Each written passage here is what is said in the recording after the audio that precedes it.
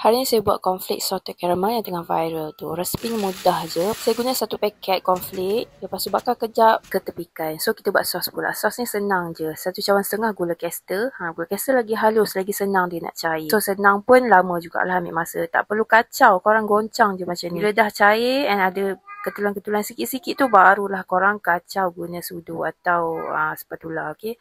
So, bila dah kacau kita tahulah benda ni dah memang fully cair. Gula dah ready, kita masukkan whipping cream. Saya guna 1 cawan setengah atau korang nak guna 2 cawan pun boleh sebenarnya, okay.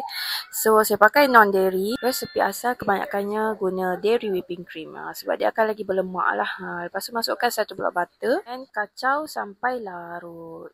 Kacau, korang jangan berhenti. Api perlahan. Lepas tu tambahkan creamy vanilla dengan setengah sudu teh garam. Kacau-kacau lagi. Lepas tu masukkan cornflake. Masa ni saya dah tutup api.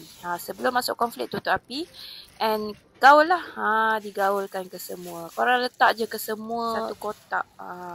Kalau lebih banyak cornflake, kuranglah meltingnya. Kalau korang suka yang melting-melting, tak payahlah letak semua cornflake. Last sekali letak dalam paper cup sebab kita nak jamu tetamu di hari raya. So, dah siap. Saya tak bakar pun. Macam ni je. Terus masuk balang. So, selamat mencuba.